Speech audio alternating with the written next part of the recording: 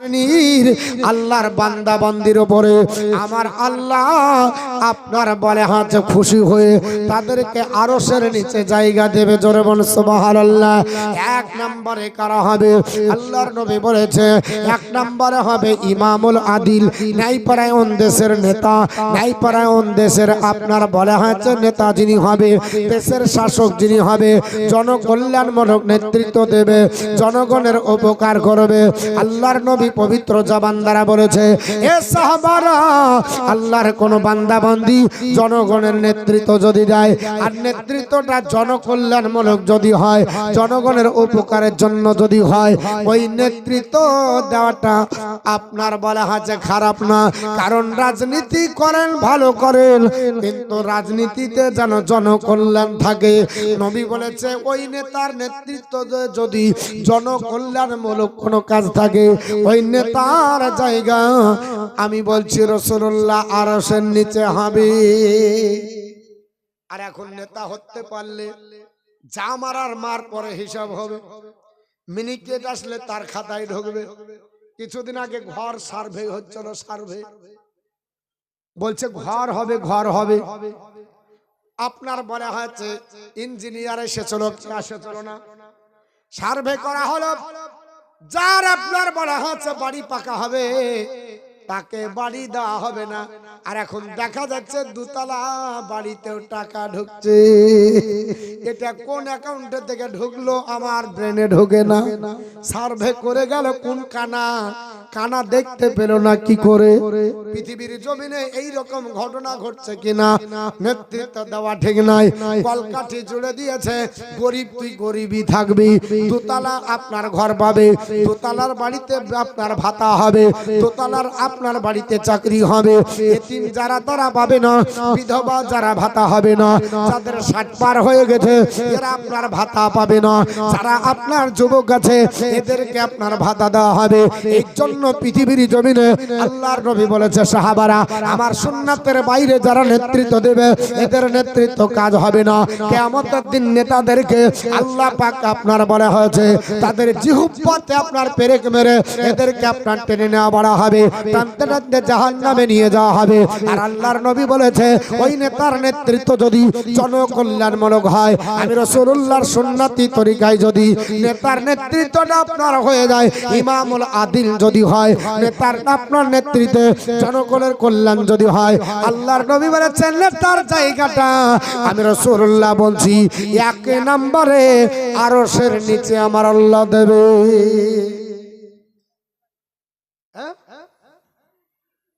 কোথায় দিবে? আরশের নিচে। আর এত করে ইঞ্জিনিয়ার দেখে সার্ভে হলো, তারপরে দুতলা বাড়িতে ঘর ঢুকছে গো। আমাকে একজন বলছে হুজুর আজ আপনার ওখানে যাওয়া হবে না। বলে কেন? বলছে আজ ঘর আপনার সার্ভে করতে আসবে, এর জন্য বাড়িতে থাকতে হবে, আমাকে সব অ্যাড্রেস দিতে হবে। বলছে হ্যাঁ গো, তোমার যে বাড়ি পাকা গো? বলছে না না, আমি একটা চাল তুলেছি যে বাড়ির পিছনে, ওখানে লুক করে যা দেখেন 3 তুলিয়া। বলছে এটাই আমার বাড়ি। যেমন নেতা তেমন শ্রোতা। নেতা বলেছে শুন, যা বলার আমি তো ইঞ্জিনিয়ারকে ধারাপাত পড়াবো, চিন্তা নাই, ও ধারাপাত আমার ভালো জানা আছে।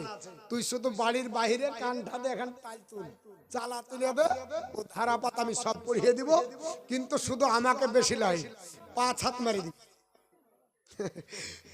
একটা আপনার 5 হাত মেরে দিবি, বাস 5 হাত। বলছেন তো আমাদের গ্রামের টাকা আপনার বাড়ি ঢুকেনি, 2 বছর আগে সব হাত মেরে দিয়েছে।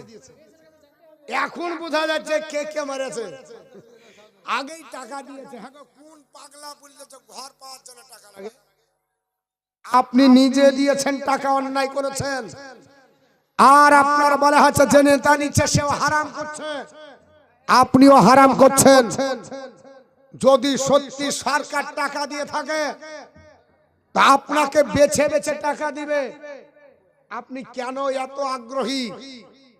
আপনি নেতার কাছে যাচ্ছেন চাইছেন। পৃথিবীর জমিনে এর জন্য বলা হয়েছে যে ইমামুল আদিল যিনি হবে ওর জায়গা আরশের নিচে হবে। আর এখন বর্তমানে আদিল নাই।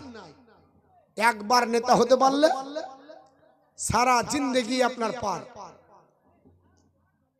তো মুসলমান এক নম্বরে নেতার জায়গা আরশের নিচে।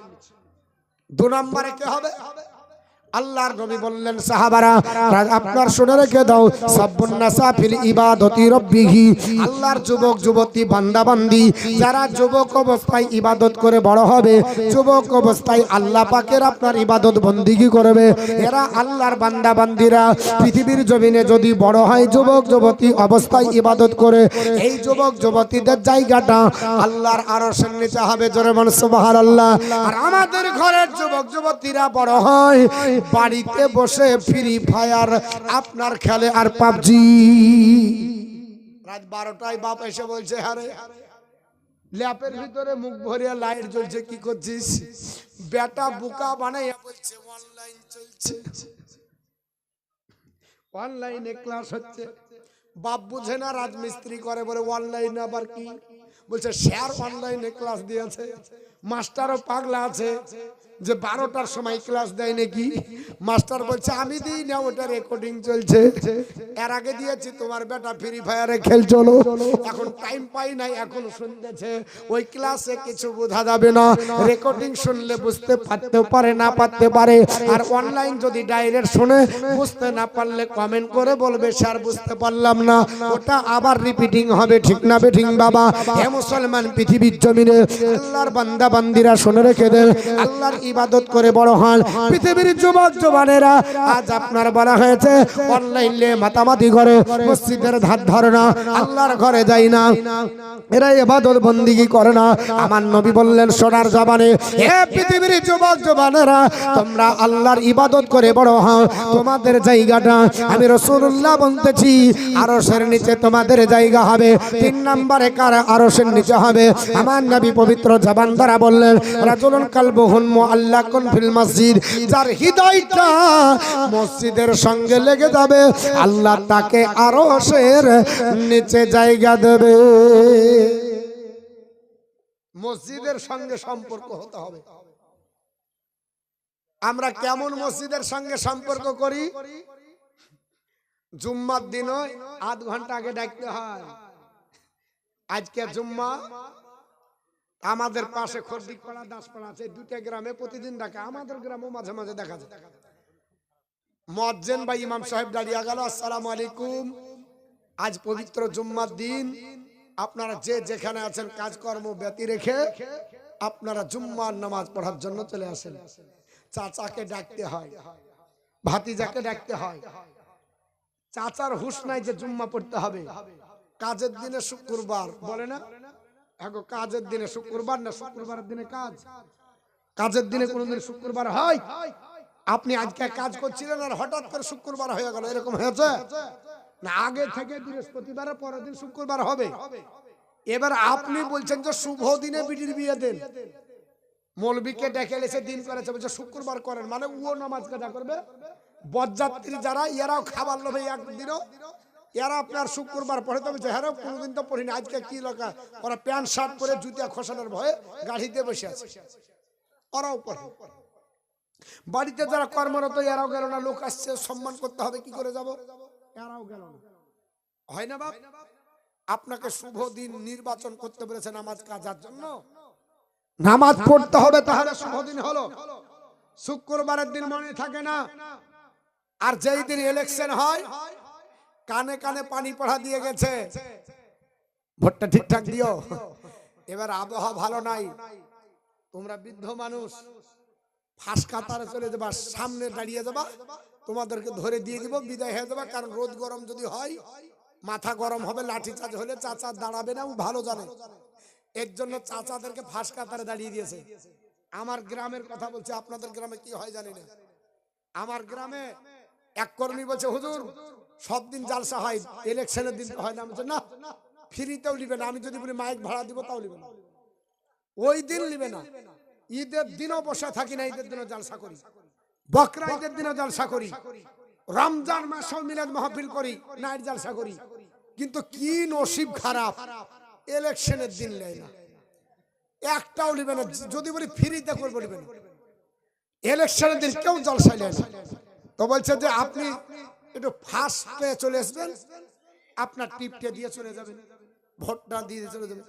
আমি ফজরের নামাজের পর 7টার সময় যে দেখছি আমাদের আপনার কাতার মোটামুটি 100 মিটার পার, একবারে আপনার ফাঁকা জায়গাতে চলে গেছে।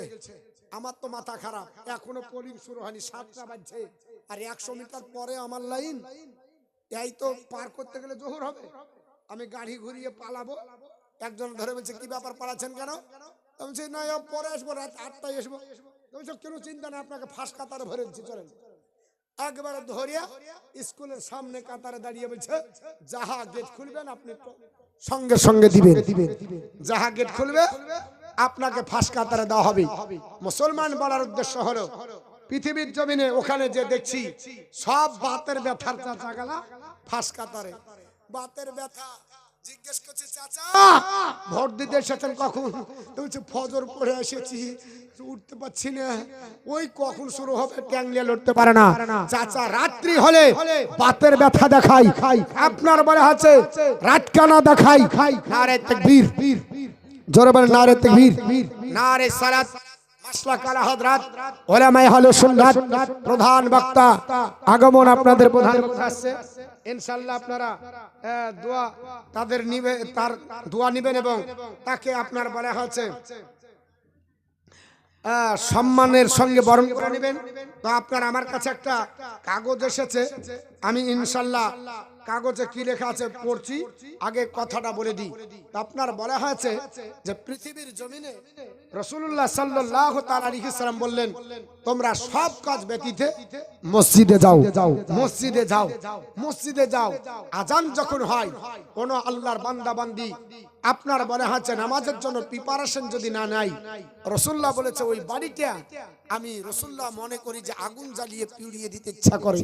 আর এই মুসলমান ভোটের দিন সকালে ফার্স্ট কাতারে দাঁড়িয়ে থাকে, আর আপনার বলা হচ্ছে যেদিন আপনার বলা হচ্ছে ভোট হবে না জুম্মার দিন, সেদিন ডাকতে হয়, হয় কি হয় না? ডাকতে হয়, কারণ আর ভয়ে মনে আছে চাচা এখন তিরপল দিয়েছে শোধ করে আসি, এর জন্য চলে গেল।